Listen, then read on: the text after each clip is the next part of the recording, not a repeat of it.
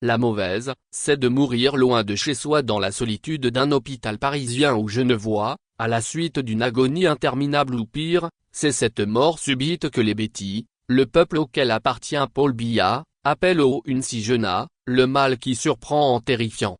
Et si les grands de ce monde osaient accepter l'idée de leur finitude, une lucidité salutaire nécessaire à la survie de leur pays après eux. Lorsque, le 8 octobre, une obscure chaîne de télévision online, basée à Houston au Texas et animée par des sécessionnistes camerounais anglophones, a annoncé le décès du président Paul Biya et que la fake news s'est répandue comme une traînée de poudre, l'intéressé s'est peut-être souvenu de cette petite phrase de l'écrivain américain Mark Twain, confronté à cette même rumeur. L'annonce de ma mort est très exagérée et tout à fait prématurée. Prématuré est bien l'adjectif qui convient car lorsqu'on a atteint l'âge de 91 ans et que l'on fréquente assidûment les médecins suisses, on est mieux placé que quiconque pour savoir que, quels que soient les efforts pour en inverser le cours, on ne sort jamais vivant de la vie. Tradition de déni. À cette infox ambazonienne et sémée par des activistes irresponsables spécialistes du doxing, la divulgation mortifère de données personnelles. Les autorités de Yaoundé ont répondu de la pire des manières, l'interdiction de tout débat sur la santé du doyen des chefs d'État élus de la planète, ce qui revient à ouvrir un boulevard à l'infodémie, laquelle se nourrit de toutes les crises, de tous les tabous et de toutes les opacités. Ce faisant, l'entourage de Paul Biya s'inscrit dans une longue tradition de déni de la maladie et de dissimulation de l'affaiblissement du chef, largement pratiquée depuis des lustres et sous tous les cieux.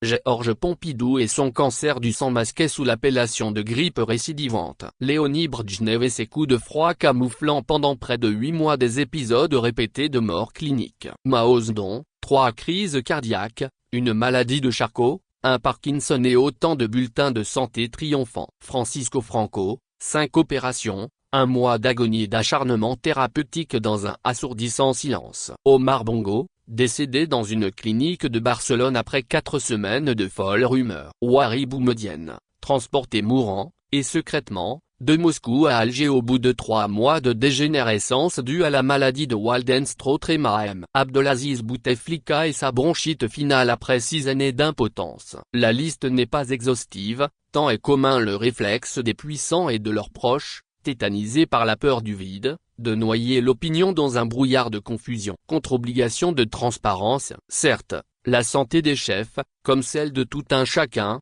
relève de l'intimité et reste par essence confidentielle. Mais lorsque la stabilité et la conduite des affaires publiques dépendent de l'état de forme physique et psychique de celui qui préside à ses destinées, la transparence est une obligation. Même s'il dispose d'un solide maillage administratif lui permettant de fonctionner un temps en pilotage automatique, le Cameroun ne saurait s'y soustraire. Un pays ne peut longtemps demeurer dans le même état que la santé de son chef, stationnaire. Certains l'ont compris. Le président béninois, Patrice Talon, a ainsi publiquement communiqué sur la nature de 2 opérations subies à Paris, tout comme le roi Mohammed V, à 3 reprises depuis 2017. Le monarque marocain, il est vrai, a de qui tenir, son père, Hassan II, qui a toujours exigé de se faire soigner dans son propre pays, avait clairement fait savoir avant sa mort son refus d'être opéré au-delà du raisonnable. Le pouvoir comme élixir d'éternité. L'universitaire franco-sénégalais Louis-Vincent Thomas estime dans son Anthropologie de la mort, paru il y a un demi-siècle et qui fait autorité en la matière, que les Africains sont bien mieux armés que les Occidentaux pour l'affronter et y faire face, car elle serait pour eux un passage plutôt qu'une rupture. Tout indique pourtant que les chefs d'État appréhendent cette perspective avec angoisse, au point de n'en parler qu'en termes symboliques, de la conjurer par un foisonnement de croyances et de rites, pour certains, de considérer leur maintien au pouvoir comme le seul élixir d'éternité.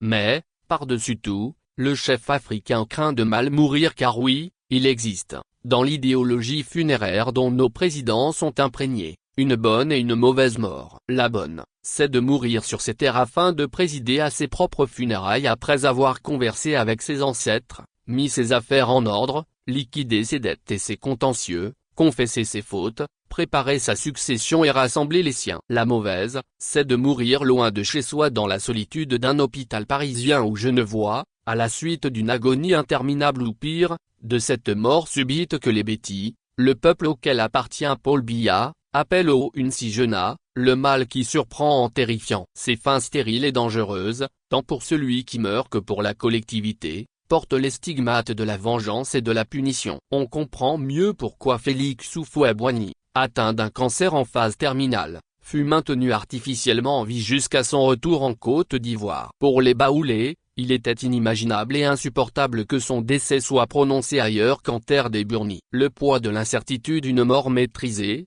afin de pallier au maximum le vide et la rupture qui s'en suivront, une mort suffisamment préparée et anticipée pour en limiter les effets perturbateurs et que s'amorce une réorganisation du pouvoir dans un climat de paix civile, tel doit être le projet raisonnable de la poignée de doyens encore aux commandes sur le continent et dont tout porte à croire qu'ils ne les lâcheront qu'à leur dernier souffle. Ne pas y consentir, refuser même d'y penser, balayer les éclairs de lucidité d'un après-moi le chaos, c'est faire de sa vieillesse un lent naufrage dans lequel sombreront ses proches et ceux de ses affidés qui n'auront pas quitté le navire avant la fin.